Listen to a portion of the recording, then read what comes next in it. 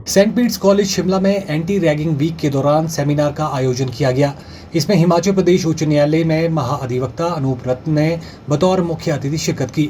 इस दौरान अतिरिक्त महाअधिवक्ता सुशांत कपरेट भी उनके साथ मौजूद रहे। अनूप रत्न ने सेमिनार के दौरान छात्राओं को एंटी रैगिंग के कानूनी पहलुओं से रूबरू कराया। साथ ही साथ एंटी रैगिंग अधिनियम 2009 का विस्तृत परिचय छात्राओं को दिया।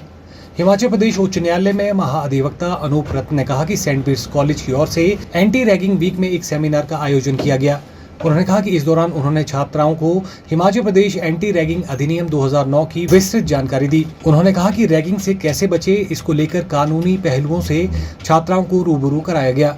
उन्होंने कहा कि आज महिलाएं पुरुषों से आगे हैं और ये सदी महिलाओं की सदी है।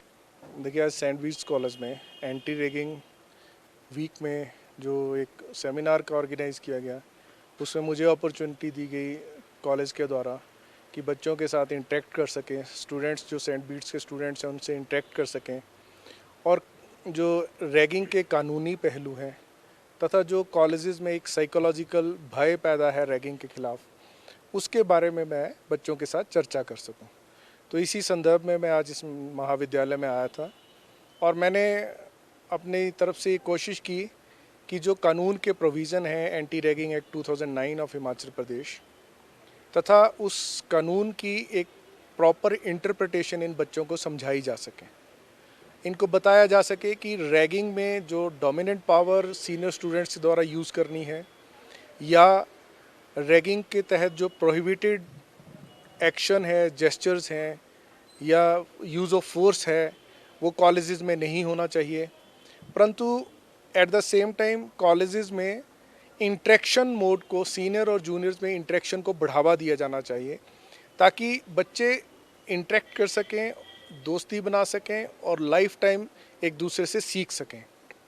ऐसा ना हो कि साइकोलॉजिकल भय जो रैगिंग का है पेरेंट्स के दिमाग में भी, टीचर्स के दिमाग में भी, ताकि इंस्टीट्यूशन बेस्ट रहे, और बच्चों के दिमाग में भी, तो वो एक कॉलेज का एटमॉस्फेयर ही मर जाए, उसकी आत्मा ही ख़त्म हो जाए।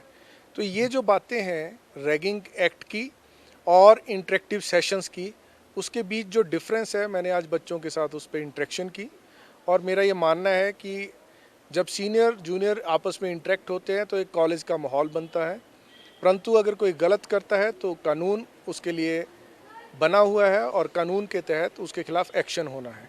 हम सब, मैं भी एक फादर हूँ और एज ए पेरेंट हम अपने बच्चों को बताते हैं कि जो जूनियर्स नए फ्रेशर्स कॉलेज में आते हैं उनका वेलकम किया जाना चाहिए, उनसे इंटरेक्शन की जानी चाहिए और अपने एक्सपीरियंस से शेयर किए जाने चाहिए। तो इसी मामले पर आज ये सेमिनार था। सर, फीमेल्स को बड़ा की रोल माना जाता है समाज में, तो कितना ज़रूरी मैसेज मानते हैं? देखिए, सोसाइटी में अब वो हम उस स्टेज पर पहुंच चुके हैं जहां men and women are equal और वीमेन आर मोर, बिकॉज मैं अब जो हमारे समय में जब हम यूनिवर्सिटी कॉलेज में थे तो लड़कियों की संख्या शायद 40%, 30% या ऐसे ही हुआ करती थी। आज यूनिवर्सिटी में, हायर स्टडीज़ में, कॉलेजेस में लड़कियों की संख्या 70% है। तो अब जो सिस्टम हमारा आ रहा है उस सिस्टम में ये कह सकते हैं कि ये सेंचुरी विमेन की सेंचुरी रहने वाली है और इस सेंचुरी में विमेन सबसे ज़्यादा प्रोग्रेसिव रोल प्ले करेंगे भारत के निर्माण में, विश्व के निर्माण में।